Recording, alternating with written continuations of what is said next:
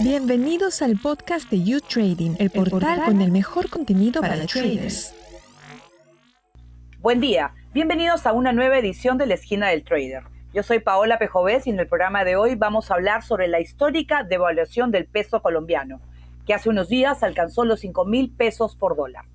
Desde que Gustavo Petro llegó a la presidencia hace menos de 3 meses, el peso colombiano se ha devaluado un 14%, la caída más alta de América Latina después de Argentina y Venezuela. Para hablar sobre el tema nos acompaña desde Colombia Catalina Velázquez Garcés. Ella es administradora financiera y trader experimentada en lectura de indicadores fundamentales y herramientas de percepción técnica, con un historial demostrado de trabajo en la industria de servicios financieros. Actualmente, Chief Operating Officer Markets y Trading y mentora de Perception Fundamental. Bienvenida, Catalina. Hola, Paola, ¿cómo estás?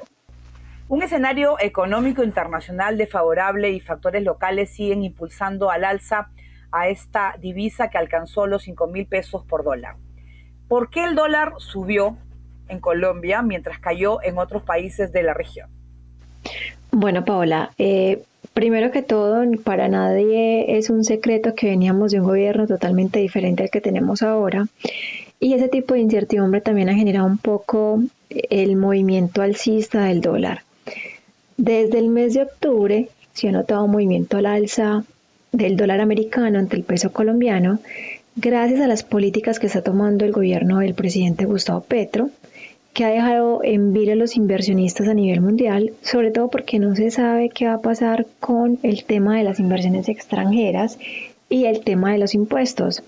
La mayoría de personas estamos esperando el tema también de la reforma tributaria, donde van a mencionar no solo impuestos a las personas naturales, sino también a las empresas, tanto a las pequeñas como a las medianas como a las grandes. Entonces eso podría generar un desempleo bastante grande, y ese tipo de incertidumbre, aparte del escenario global, hace que suba el dólar en Colombia. El peso colombiano se ha devaluado más o menos en lo que va del año un 25,75% y ha llegado a una evaluación más o menos del 19,16% según las estimaciones del Banco de la República. Catalina, ¿y qué viene para el dólar en las próximas jornadas? Bueno, a largo plazo se estima que el dólar tiende a subir considerablemente, ya que hay muchos capitales de inversión que están reconsiderando invertir en Colombia o no, por lo que te decía ahora del tema del gobierno y el tema de la incertidumbre. Teniendo en cuenta que no hay pues como una claridad interna de cómo se va a manejar el tema tributario y económico del país y cómo se va a comportar el inversionista frente a esos cambios. Independiente de que el día de mañana suba o baje, el dólar tendrá una tendencia creciente futura. Esta semana es una de las más cruciales en cuanto al dólar en Colombia, gracias al tema de la reforma tributaria y al tema de la exploración de petróleo acá en Colombia. Adicional, en el escenario internacional, podríamos decir que también es una semana un poco compleja por el tema de las elecciones de Estados Unidos que se vienen próximamente, y eso inclusive hoy en Wall Street generó como una especie de incertidumbre, lo que dejó el mercado como en vilo, o sea, en stand-by. Entonces hay que estar muy pendientes de lo que podría pasar también en Estados Unidos, porque también podría ayudar a incrementar el precio del dólar ante la canasta de monedas. Entonces son diversos los hechos que marcan la tendencia al alza. Sí, claro que sí. No solo hablamos del tema de Colombia como tal o en otros países como por ejemplo Perú o Argentina.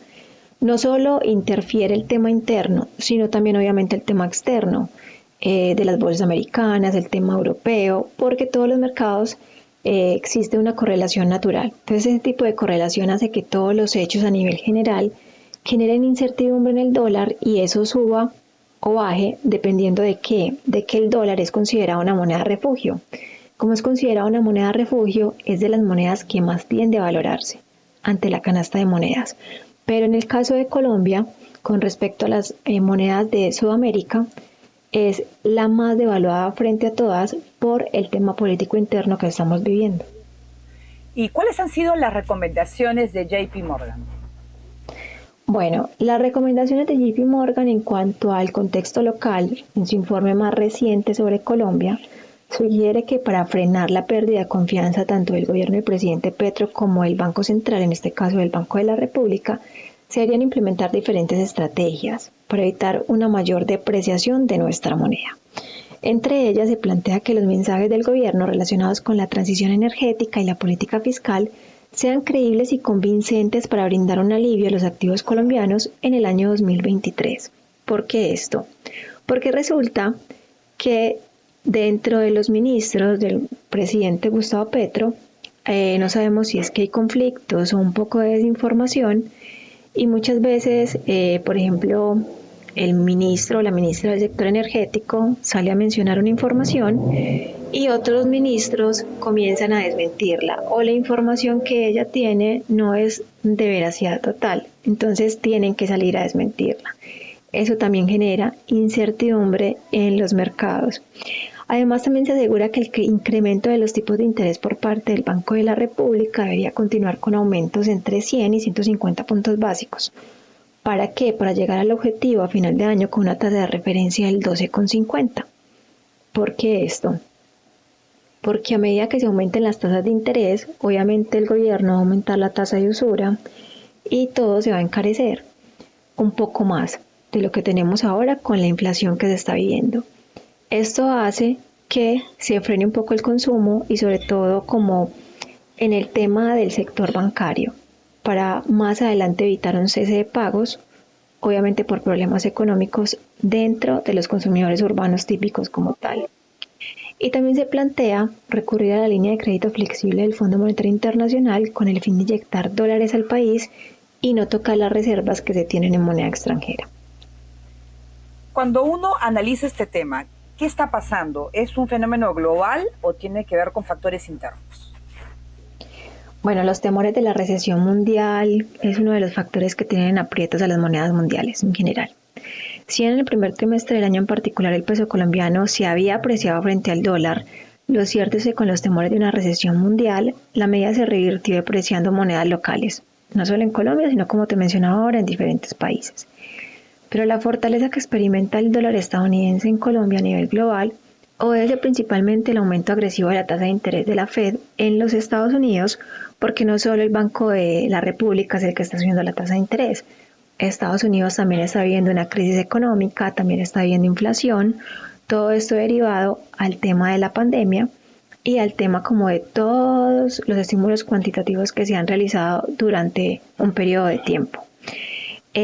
¿Para qué? Para poder contener la inflación y obviamente para poder contener también otros problemas económicos que vive Estados Unidos. Ante los temores de una recesión mundial en los próximos meses y los factores internos de incertidumbre de políticas y de seguridad que vive el país en la actualidad. Catalina, ¿cuánto influye el factor Petro en la devaluación? ¿Qué medidas está tomando el gobierno de Gustavo Petro? Bueno, con Colombia haciendo una transición de gobierno de derecha del antiguo presidente Iván Duque al gobierno de izquierda de Gustavo Petro, el peso colombiano se ha apreciado cerca del 25%. El presidente Gustavo Petro ha hablado de desescalar el modelo extractivista y disminuir la dependencia de Colombia del petróleo y el carbón, lo que ha aumentado los miedos de que el país se quede sin su producto estrella de exportación, que obviamente Colombia es uno de los países como conocidos, inclusive en el ranking mundial está en el puesto número 18 de exportadores de petróleo. Entonces, con Estados Unidos y China como sus principales destinos, también esto hace que afecte de pronto un poco la balanza comercial de Colombia más adelante, dependiendo de lo que ellos decían. ¿Eso qué quiere decir? Que el 55% de los dólares que entran en Colombia entran por la venta de petróleo. Entonces, sí es como un poco importante saber qué es lo que va a pasar más adelante, porque esto podría devaluar inclusive mucho más el peso colombiano dependiendo de las declaraciones que él salga a mencionar con este tema. ¿Cómo afectan las exportaciones al aumento de precio del dólar? Hablo de todas las exportaciones en general. Bueno, las exportaciones se verían de una manera positiva, porque mientras tengamos un dólar más costoso, los exportadores ganarían más frente a la devaluación del peso, ¿cierto? y podrían aumentar inclusive las exportaciones porque el costo de los productos, pues, aunque tenemos inflación, se podría manejar y podría equilibrarse un poco con el precio del dólar. En realidad, los que están más afectados con este precio del dólar serían los importadores, porque ellos todo lo tienen que pagar en esta moneda. Entonces, ahí es donde se ve como esa brecha tan grande en la balanza en este momento. Ya hay que esperar a ver si de pronto el gobierno va a tomar medidas con respecto al alto precio del dólar y cómo podría ayudarles a los importadores, sobre todo yo creo que con temas impositivos.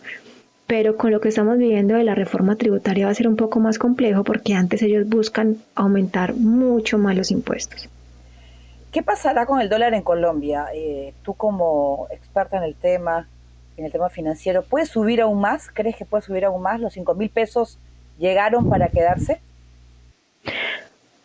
Para quedarse en un corto tiempo podrían, inclusive muchos analistas esperan que el dólar alcance inclusive hasta los 6.000 pesos.